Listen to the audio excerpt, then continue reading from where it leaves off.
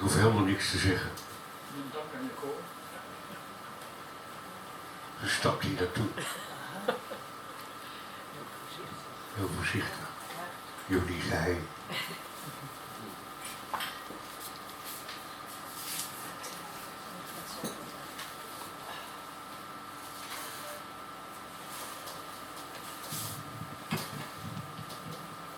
Dankjewel.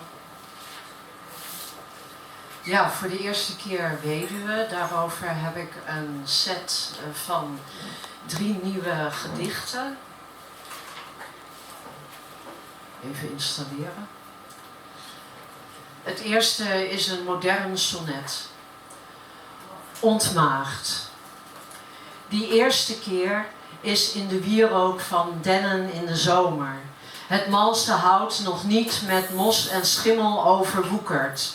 Het is in het jonge zweet, parelend op zeepgroene lijven, in ongeschonden sneeuw, wit papier, het onbeschreven blad. Angst voor een beurt in de klas, voor alles wat over de horizon, buiten het venster, aan de achterkant van de maan.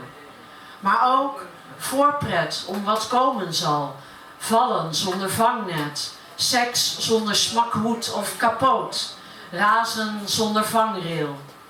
Wanneer kwam er de klad in? Zelfs met het vallen van de bladeren behield je de hoop, want het was voor het eerst. Je wist niet dat het leven laag na laag begraaft, tot huid en haar, een jas vol mottenballen die je koestert en nog wat fermer om je heen trekt tegen de kou. Tot de dood je opzoekt.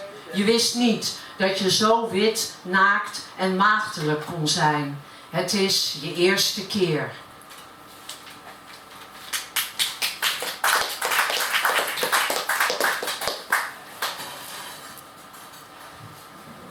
Gedeelde smart. Deze stad is overvol met handlangers en geestverwanten. Ze weten van taai verdriet waarvan de smaak allang is opgelost, van onderhuidse klopgeesten en fantoompijn. Het verlangen om uit te rusten van een aanmächtige alertheid en uit de dodencel te breken.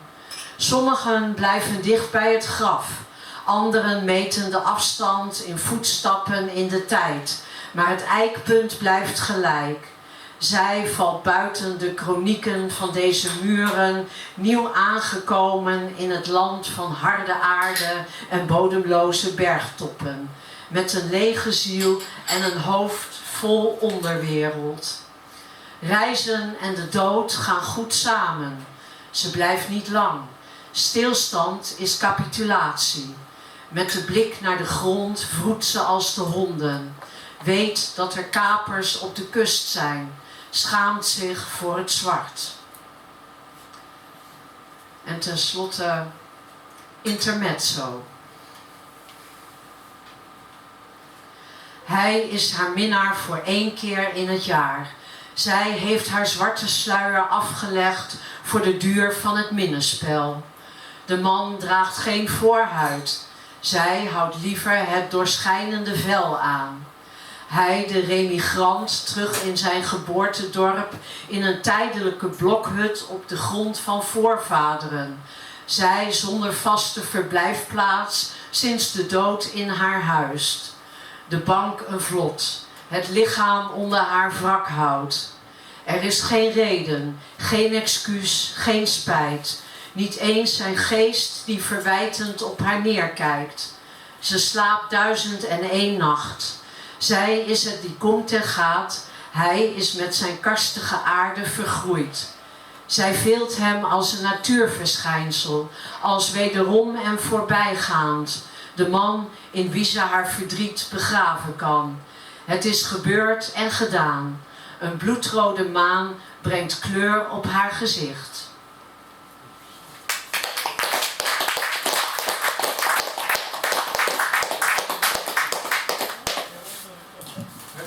Jullie